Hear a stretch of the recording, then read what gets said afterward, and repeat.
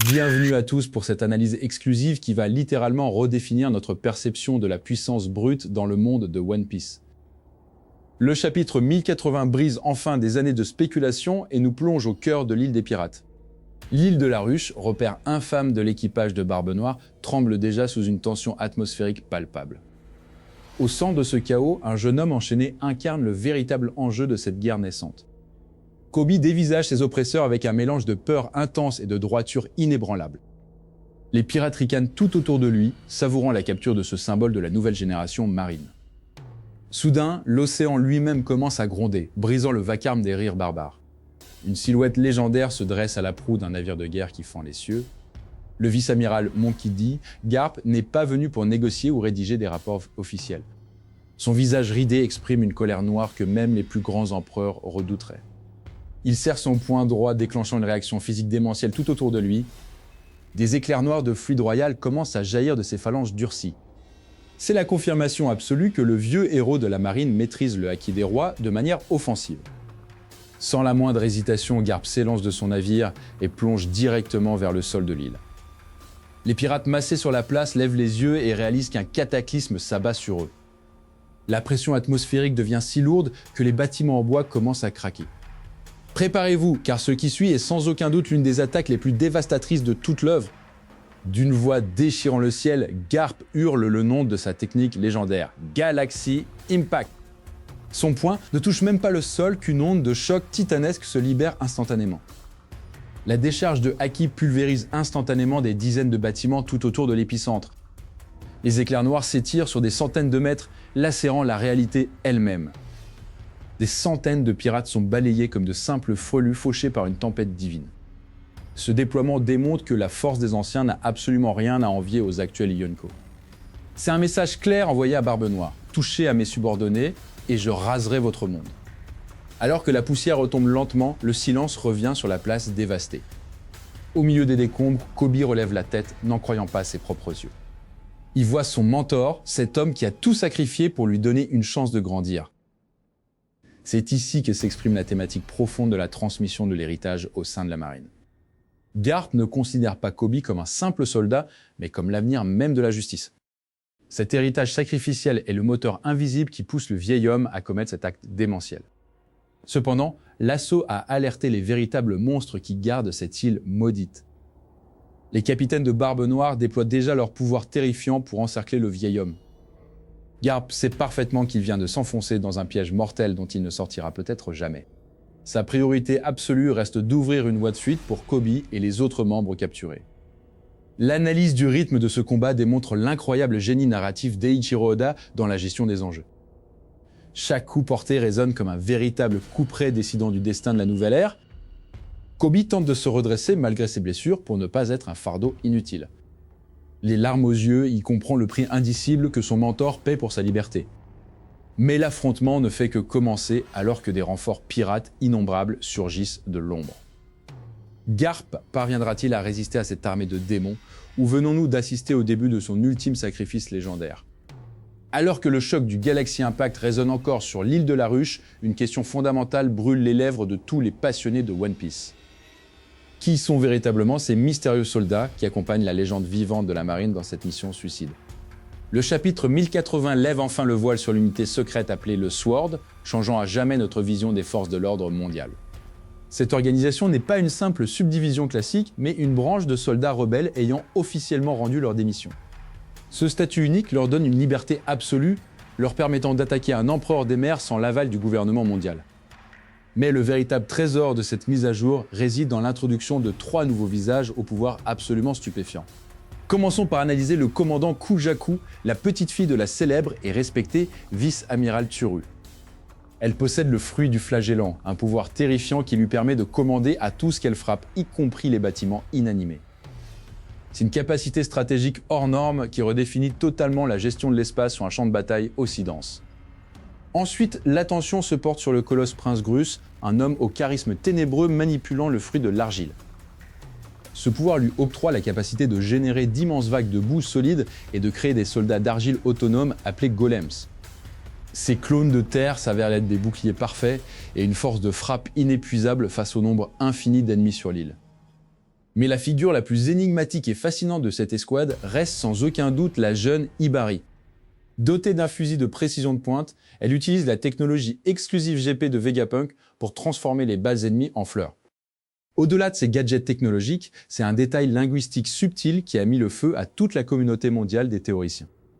Dans la version originale japonaise, Hibari s'exprime avec un accent extrêmement spécifique et très rare, le dialecte de Hiroshima. Or, quel est le seul et unique autre personnage de tout l'univers de One Piece à utiliser exactement ce même dialecte si typé? Il s'agit de nul autre que l'amiral en chef de la marine, le terrible et implacable Sakazuki, plus connu sous le nom d'Akainu. Ce choix d'Eiichiro Oda n'est jamais le fruit du hasard, car chaque manière de parler définit une origine géographique stricte. La théorie la plus folle et pourtant la plus solide s'échafaude alors, Hibari serait en réalité la fille cachée d'Akainu. Si cette filiation se confirme, cela expliquerait une quantité phénoménale de zones d'ombre concernant le fonctionnement interne du Sword. Pensez-y un instant, comment une unité de déserteurs officiels peut-elle continuer à opérer avec l'accord tacite des plus hautes sphères? Akainu, malgré sa vision extrémiste de la justice absolue, protège peut-être secrètement ce groupe pour veiller sur sa propre progéniture. De plus, un autre indice visuel d'une subtilité rare vient renforcer ce lien de sang de manière presque irréfutable. Le nom d'Hibari signifie alouette, un oiseau printanier, tandis qu'Akainu porte constamment une rose rouge brodée sur son costume blanc iconique. Ce parallélisme floral constant entre le père et la fille potentielle montre la profondeur de l'écriture d'Oda pour ses personnages secondaires. Mais cette relation cache également un drame familial profond provoqué par l'idéologie destructrice du chef de la marine. Intégrer le Sword est un acte de rébellion totale, une manière pour Hibari de fuir l'ombre étouffante et sanglante de son géniteur. Elle refuse sa doctrine de justice absolue qui a causé tant de massacres, préférant risquer sa vie pour sauver ses amis comme Kobe. Sur le champ de bataille de la ruche, l'urgence est maximale car les lieutenants de Barbe Noire ne font aucun cadeau. Les vagues de pirates sanguinaires déferlent sans interruption, submergeant presque les lignes défensives établies par Prince Grus. C'est à cet instant précis que la synergie entre les membres du Sword brille de mille feux à l'écran. Kujaku utilise ses bâtiments vivants pour acculer les troupes ennemies dans un entonnoir parfait dessiné par Grus. Pendant ce temps, Hibari désarme les tireurs d'élite embusqués avec une précision chirurgicale digne des plus grands snipers. Cette démonstration prouve que la jeune génération de la marine possède les ressources nécessaires pour bousculer l'ordre établi du Nouveau Monde.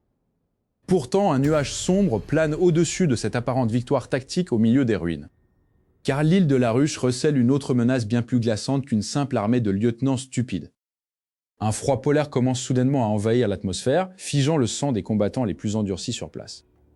Les golems d'argile de Prince Grus se craquellent et se brisent en 1000 morceaux sous l'effet d'une baisse de température extrême.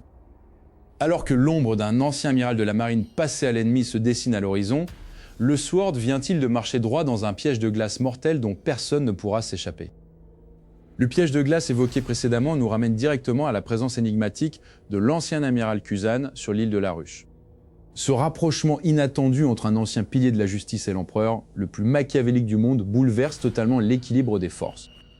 Les récents flashbacks dévoilent comment cette alliance contre nature s'est solidifiée autour d'un simple partage d'intérêts bien précis.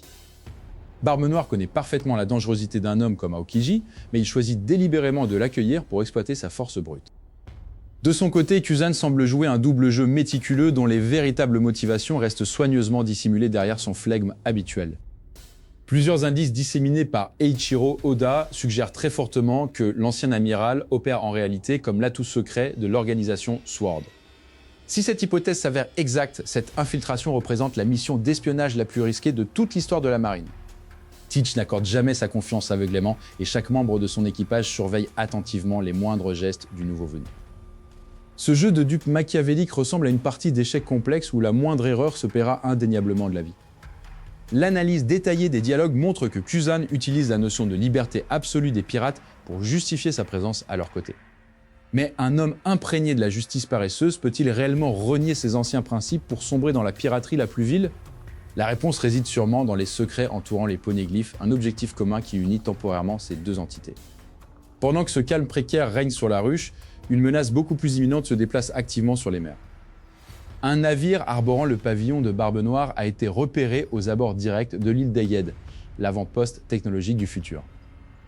Cette convergence soudaine des forces crée une situation d'une extrême gravité pour Monkey D. Luffy et ses compagnons déjà encerclés. qui se trouve exactement à bord de ce mystérieux navire envoyé par l'empereur de la sécurité. Les théories de la communauté pointent majoritairement vers Lafitte et Katharina Devon, les spécialistes incontestés de l'infiltration discrète. La capacité de changer d'apparence de Devon pourrait lui permettre de contourner facilement les défenses technologiques du génie Vegapunk. Imaginez un instant les conséquences dramatiques si l'équipage de Barbe Noire parvenait à s'emparer des Séraphins ou des connaissances du siècle oublié.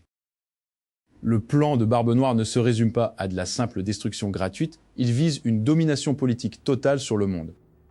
En voulant faire de Hashinosu un royaume officiel reconnu par le gouvernement mondial, il a besoin d'otages et de technologies pour négocier. C'est pourquoi l'intervention magistrale de Garp analysée au premier chapitre prend une dimension géopolitique absolument cruciale. En détruisant le repère des pirates, le légendaire vice-amiral brise net les ambitions immédiates de chantage de l'empereur. L'affrontement indirect entre la vieille garde de la marine et la nouvelle hégémonie des pirates redéfinit les règles du nouveau monde. Oda orchestre magistralement ces trois intrigues parallèles pour nous mener vers un point de rupture inévitable. Chaque panneau de ce chapitre 1080 confirme que nous sommes entrés de plein pied dans la véritable saga finale de l'œuvre.